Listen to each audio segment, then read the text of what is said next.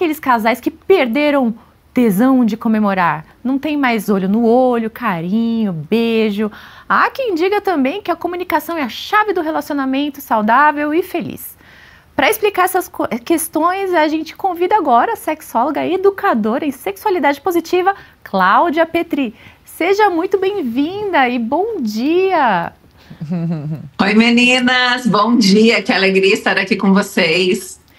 Cláudia, eu queria perguntar para você, iniciar a nossa conversa, como é que, depois de muitos anos, um casal que está ali meio monótono, vivendo a rotina, como que ele pode manter a chama acesa e sentir aquele começo de relacionamento ainda depois de muitos anos?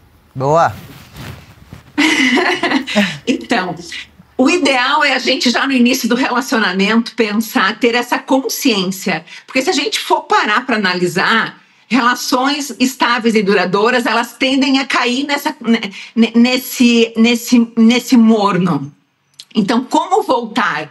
Eu acho que um bom trabalho é se perguntar individualmente, até ou depois um fazer essa pergunta para o outro, como que tudo começou?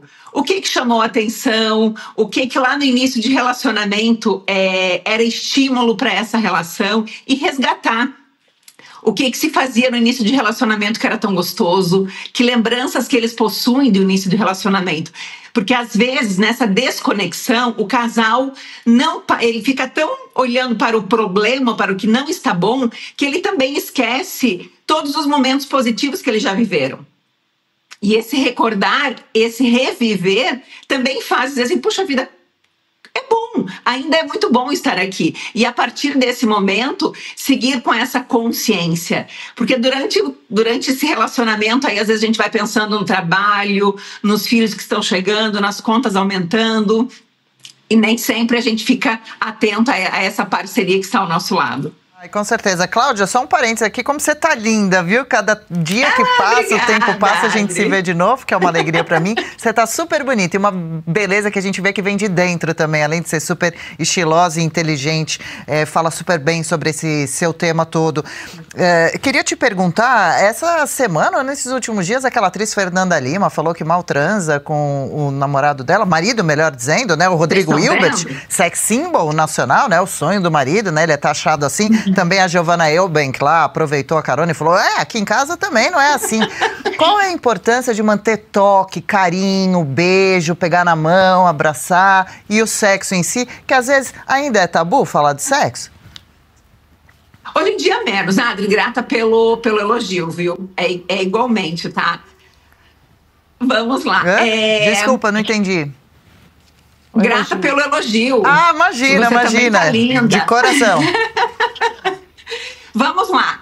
Que bom que as famosas também estão falando sobre essa questão de frequência sexual, porque às vezes na nossa imaginação a gente acha, né, muitas mulheres acham que só na relação delas é que não acontece, que jamais que esses famosos aí que são sex symbols também não teriam essa frequência sexual tão grande, né? Primeiro é importante entender que esse toque, que essa intimidade, que essa carícia não necessariamente ela fala sobre sexo. Sobre esse sexo penetrativo, não é? A gente pode, inclusive, ter uma relação sexual e não necessariamente ser penetrativa. Então, isso é um grande tabu na sociedade, porque a gente sempre costuma achar que sexo e sexualidade é a mesma coisa, e na verdade não é.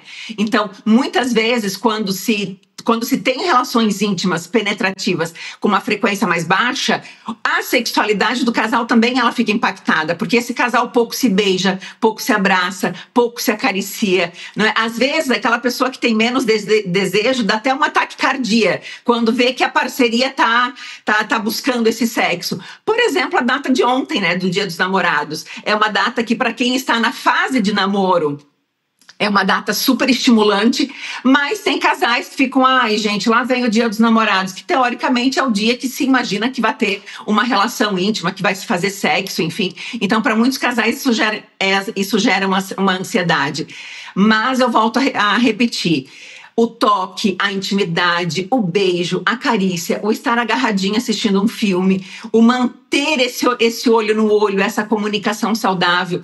Isso tudo não necessariamente precisa levar à intimidade, a esse sexo penetrativo, mas se o casal mantém essa sexualidade bem trabalhada, ele tende a ter mais encontros íntimos do que aquele casal que já está se distanciando. Boa. Paula, tem mais uma questão? Cláudia, perdão. Sabe o que eu estava pensando aqui? Não, eu estava pensando aqui, que nessas datas comemorativas, e essas pessoas que usam só essas datas comemorativas como, né, vamos lá comemorar só aqui, vamos comemorar só no dia do nosso aniversário de casamento, ou aqui só no nosso aniversário. Eu acho que fica assim muito certinho, parece que você tá combinando uma coisa que devia ser natural, né, que você devia conversar. Como que a gente pode melhorar? Porque assim, a gente vive uma rotina muito pesada que acaba consumindo a gente usa essas datas, né, para tentar sair da rotina. Você acha que isso realmente pode ser uma opção?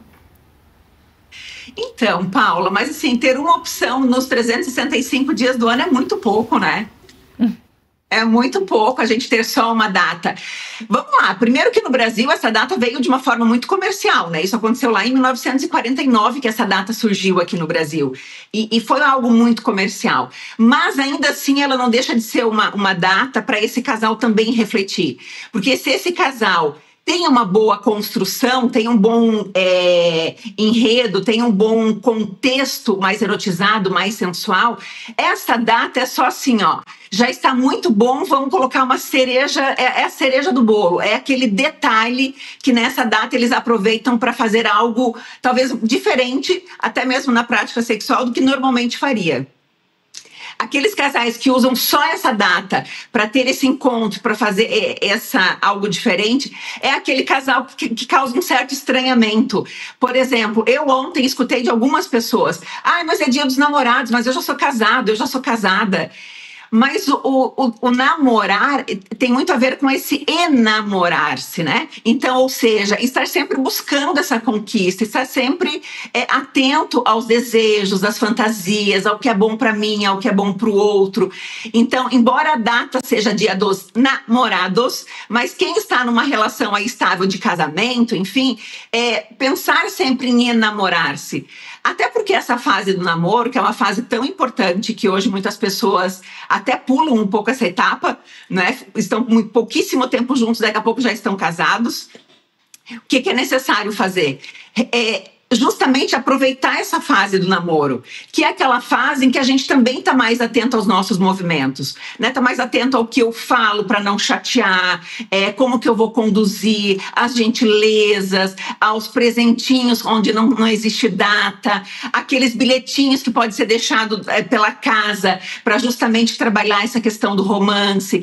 Então, se o casal vai trabalhando isso durante as 364 dias do ano, quando chega o dia dos namorados, é um casal que ele apenas ferve, mas ele já se mantém quente durante o ano todo. E olha, eu tava pensando aqui também, nada de na hora de sentar para jantar ou de deitar na cama para dormir, vir falar de boleto, de conta do carro que quebrou, né? Jogar esses baldes de água fria, problema com o filho. E cuidar da autoestima também é uma boa dica, né? Que você fica se sentindo bonita, feliz, né? Já tem uma vibe diferente. Aí são dicas de Adriana Reide. Gostou, Cláudia? Pertinentes? Adorei! Claro. E olha só, e embora a gente sempre tenha essa data do Dia dos Namorados como sendo um par, não é? Mas a gente pode namorar-se consigo mesma. Ai, que delícia, né? Descobrir essa autoestima, descobrir esse autoconhecimento, fontes de prazer na nossa própria individualidade. Muito bom. Para que quando a gente estiver nessa parceria, a gente também transborde. Isso, e quando a gente tem esse encontro que você falou, essa autoestima, vê os efeitos que depois causa, né? Até o outro fica mais apaixonado por você também. Bom demais. Cláudia, obrigada, viu, por mais essa participação. Vamos combinar outras ainda aqui na Revista Oeste. Um beijo grande.